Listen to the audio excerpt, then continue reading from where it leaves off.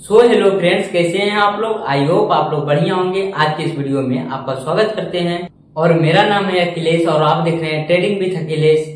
आज के इस वीडियो में हम बात करेंगे आईटी सेक्टर की कंपनी टीसीएस के ऊपर।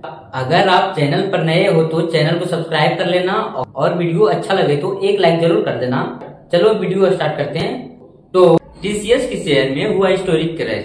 पिछले एक साल में कंपनी के शेयर में लगभग 33% की गिरावट देखने को मिली है। अगर पैसों की बात करें तो लाखों करोड़ रुपया लोगों का डूब चुका है। सोचिए, एक टाइम टीसीएस अपने ऑल टाइम हाई पर 16 लाख करोड़ के मार्केट कैपिटलाइजेशन पर खड़ी थी और अभी गिरकर आ चुका है 11 लाख करोड़ रुपया पर। टीसीएस का 5 लाख करोड़ का नुकसान हो चुका है। पता है आपको, ये आईटीसी के मार्केट कैपिटलाइजेशन से भी ज्यादा है। तो अब हम समझते हैं कि इसके पीछे का रीजन क्या है। रिसेंटली टीसीएस ने अपना क्वार्टरली रिजल्ट निकाला है और नंबर ने सबको सोचने पर मजबूर कर दिया। रेवेन्यू में गिरावट दिखाई दी। अगर रेवेन्यू की बात करें तो दिसंबर 2024 में 63,973 करोड़ का था, जो बढ़कर मार्च 2025 में 64,479 करोड़ का हो गया। और हम जून 2025 का कंपेयर मार्च 2025 से करें तो मार्च 2025 में टीसीएस का रेवेन्यू था 64,479 करोड़, जो घटकर जून 2025 में 63,437 करोड़ हो गया, जो दिसंबर 2024 से भी कम है। तो इसमें टीसीएस के सीईओ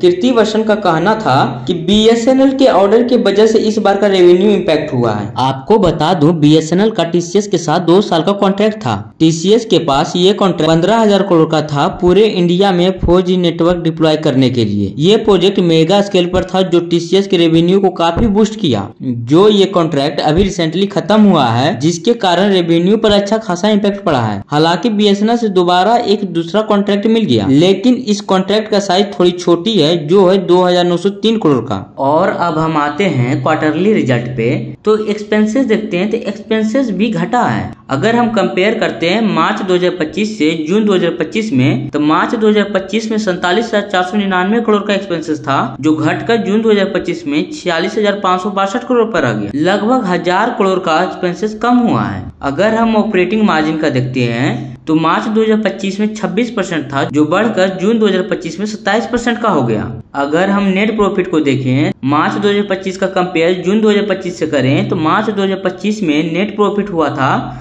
12,293 करोड़ का, जो बढ़कर जून 2025 में 12,819 करोड़ का हो गया। अब हम और बात करें फंडामेंटल एनालिसिस में, तो इसका प्रेजेंट मार्केट कैपिटलाइजेशन है 11,02,956 करोड़ का और करेंट शेयर प्राइस है 3,048 रुपया। स्टॉक का पीई रेशियो देखते हैं, प्राइस टू अर्निंग रेशियो, तो 22.4 है प्रेजेंटली और बुक वैल्यू है 262 रुपया।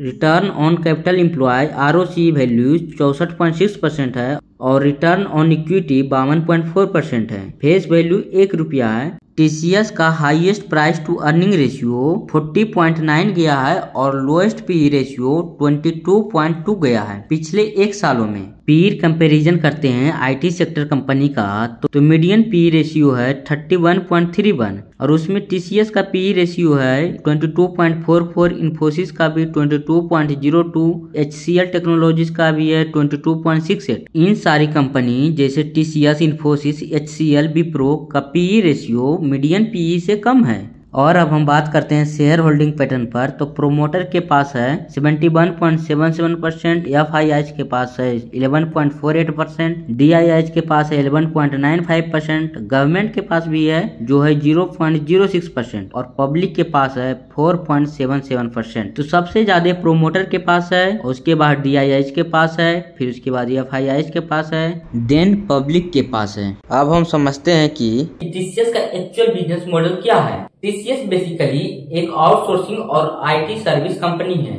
मतलब सिंपल भाषा में बोले तो दुनिया भर की बड़ी बड़ी कंपनी अपना टेक का काम टीसीएस को आउटसोर्स करती है, जिसमें software development, data handling, cloud services और कंसल्टेंसी जैसे काम शामिल होते हैं। और इंटरेस्टिंग बात यह है कि टीसीएस के मेजॉरिटी क्लाइंट नॉर्थ अमेरिका से आते हैं। अगर हम रीजन वाइज देखते हैं तो नॉर्थ अमेरिका से आने वाला रेवेन्यू कम हुआ है, 2.7% डाउन किया है, एंड यूके और यूरोपियन यूनियन से आने वाला रेवेन्यू भी कम हुआ है, मतलब कॉन्ट्रैक्ट नहीं मिल पा रही है।